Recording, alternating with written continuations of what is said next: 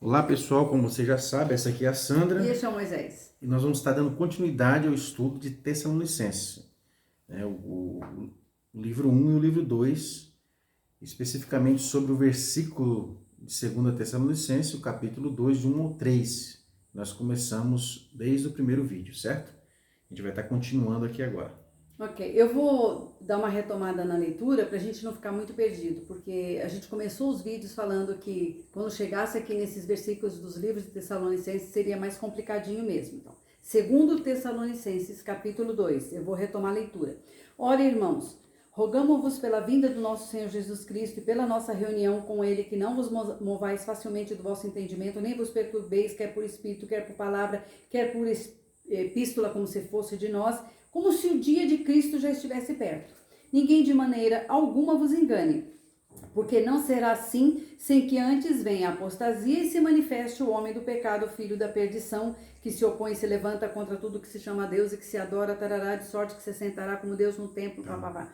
Então, isso tudo nós já destrinchamos nos vídeos anteriores. Essa versão hoje, é a versão Almeida, né? essa aqui é a corrigida. Então, hoje nós vamos tratar de 2 Tessalonicenses, capítulo 2 e o verso 7. E o verso 7 diz assim: porque já o mistério da injustiça opera. Somente há um que agora resiste até que do meio seja tirado, e então será revelado o iníquo, a quem o Senhor desfará pelo sopro da sua boca e aniquilará pelo esplendor da sua vinda. Esse iníquo é o anticristo. Paulo já falou isso anteriormente, vocês estão lembrados? Primeiro, o dia do Senhor, que é a tribulação, não vai acontecer sem que antes venha a apostasia, que nós já destrinchamos, e se manifeste o homem do pecado. Agora ele continua aqui dizendo assim: esse homem do pecado não vai se manifestar porque tem alguém que está no meio e resiste. E aqui o artigo é o artigo masculino, não é artigo neutro, porque tem neutro no grego. Então existe há um que agora resiste até que do meio seja tirado. É o. Então nós sabemos muito bem que não é a igreja, porque a igreja teria um artigo feminino, tá?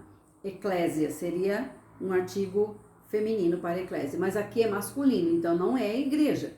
Até que ele, então a tradução no inglês fica ele, porque tem que ter o pronome, até que ele, que está ali resistindo, seja tirado do meio. Você fala, ele quem? Resistindo como? Será tirado de que jeito?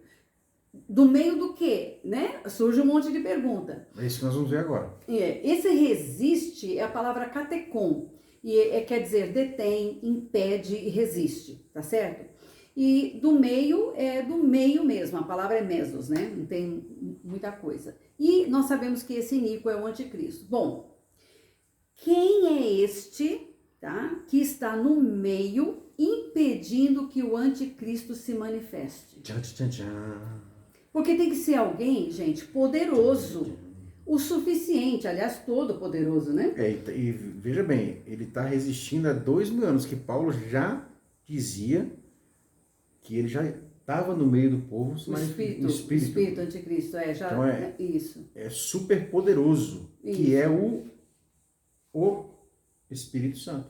Exato, então a única pessoa que a gente entende que pode estar impedindo no mundo inteiro, né, assim, nas eras, resistindo, impedindo que o anticristo se manifeste no mundo para fazer o que ele quer aqui, tem que ser divino, tem que ser o Espírito Santo. Aí a gente pergunta, mas como que o Espírito Santo está aqui na Terra impedindo a manifestação do anticristo? Como que ele chegou aqui?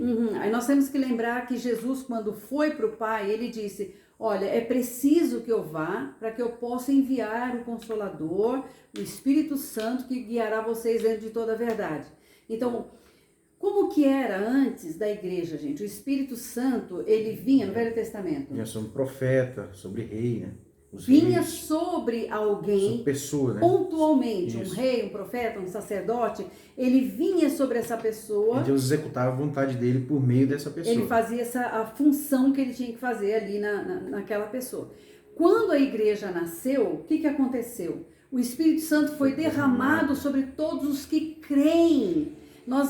É um tempo único na história. Nós somos cheios do Espírito Santo. João fala que o Espírito Santo habita dentro de cada um de nós. Então nós temos o Espírito Santo dentro de nós, os que creem. Ou seja, a igreja de Jesus cada membro da Igreja de Jesus, cada cristão no mundo, em qualquer lugar desse mundo, tem o Espírito Santo dentro de si. Então, será que esse tirado do meio significa isso? Muito provavelmente. Creio que sim.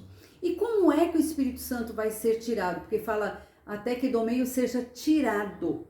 Então, para ser tirado, nós entendemos assim, quando o Senhor Jesus vier nas nuvens para nos buscar, o Espírito Santo vai, gente. Sabe por quê? Porque a igreja de Jesus não pode ficar aqui sozinha sem o Espírito Santo, porque ele falou assim, ó, nunca vos deixarei só, estarei convosco todos os dias até a consumação dos séculos. A igreja não ficará abandonada aqui nessa terra. De forma alguma. Então, esse que será tirado do meio para permitir que o anticristo surja é o Espírito Santo. E ele sendo tirado, a igreja não fica nesta terra. A igreja não pode ficar sem o Espírito Santo. Então, a igreja sobe para se reunir com o Senhor nas nuvens, o Espírito Santo foi tirado, agora está livre o caminho para o anticristo se manifestar. E não que Deus vá abandonar a terra, não que Deus não vai estar atuando durante a grande tribulação. Isso são outras questões que não tem como a gente falar aqui.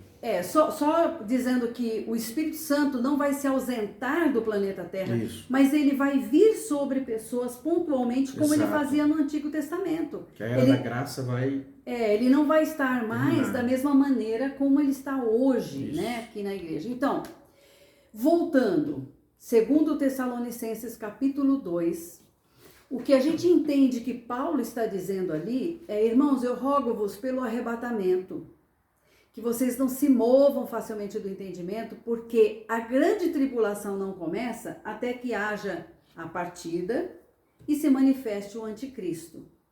E o anticristo vai se manifestar como? Quando aquele que está no meio for tirado, que é o Espírito Santo. E quando ele for tirado, a igreja não pode ficar aqui, então o anticristo se manifesta. Tá certo? Eu acho que deu para entender essa parte aqui, né? E a gente vê isso claro hoje, né? Nos governos, a resistência que existe, Deus usando a igreja, claro, o Espírito Santo impedindo. Exato. Está claro hoje o cenário mundial, né? O espírito da iniquidade está operando, isso. Eles querem fazer leis que é contra Deus, né? Por exemplo, fazer leis a favor da pedofilia e gênero, enfim, e todas essas coisas porque... que a gente não, né? Que a gente sabe que eles estão tentando mudar conceitos de casamento e todas essas coisas, né? Nós não vamos entrar nisso. Quem é a resistência contra isso? Quem que é o problema contra isso? Então, nós entendemos que o que libera o anticristo é a retirada do Espírito Santo do meio da igreja. E a igreja não vai ficar aqui sem o Espírito Santo. Então, nós temos o arrebatamento, que é a partida, a manifestação do anticristo, tá? E nós vimos que o dia do Senhor, a manifestação do anticristo, é ligado com as dores de parto. Então, para resumir arrebatamento e acabar com esse assunto, amor, olha... Nós colocamos aqui 6 pontos, ou 6 razões para a gente ter um arrebatamento. Para que ter um arrebatamento? Vamos ver 6 razões. Então, o evento, Sandra, que vai liberar, antes de você falar as razões, o evento que vai liberar o anticristo e se manifestar na terra é o arrebatamento. Pois é isso que a gente entende por 2 Tessalonicenses. Então, quanto mais perto nós estivermos, e os sinais nos mostrar isso, que a segunda vinda de Jesus está próxima, mais perto o arrebatamento está de acontecer. Sim. Porque nós não temos sinais a respeito do arrebatamento. Isso. Nós temos sinais a respeito da segunda vinda de Jesus. Isso. E todos eles estão aí. Sim, bem claro. Exato.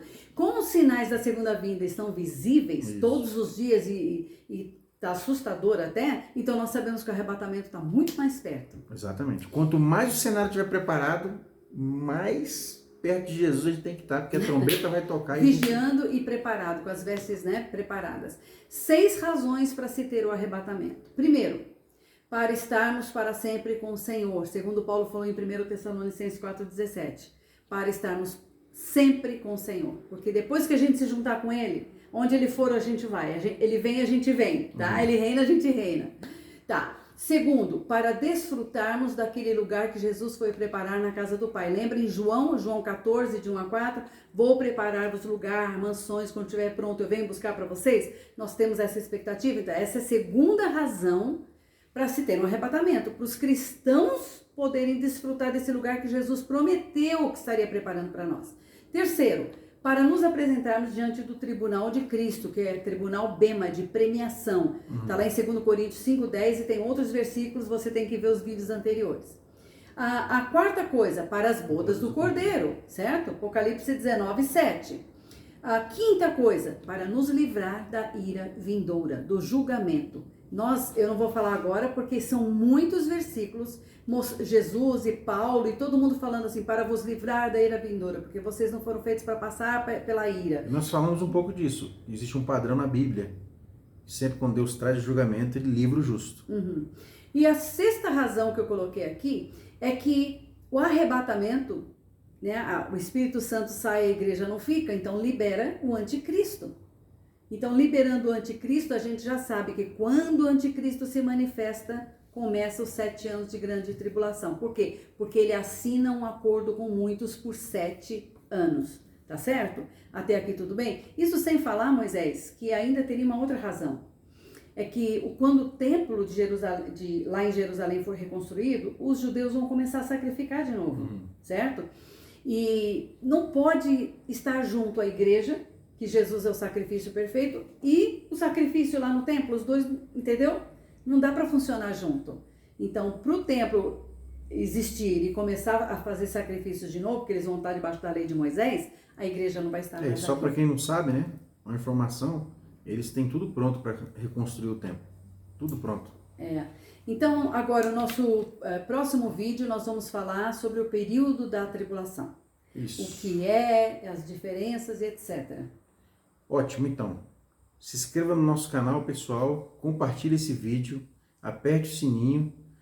E... vamos estudar a palavra de Deus. Exatamente. Lembrando que você conhecer, saber e entender é se preparar para a volta de Jesus. Sim. A gente tem percebido muita gente distraída, entendeu? Sem saber o que está acontecendo. Com muito pânico e medo. Mas se a gente estudar a palavra de Deus e entender o que Jesus nos deixou na palavra dele, nos traz paz, amém? Então até o nosso próximo vídeo e Deus abençoe todos vocês.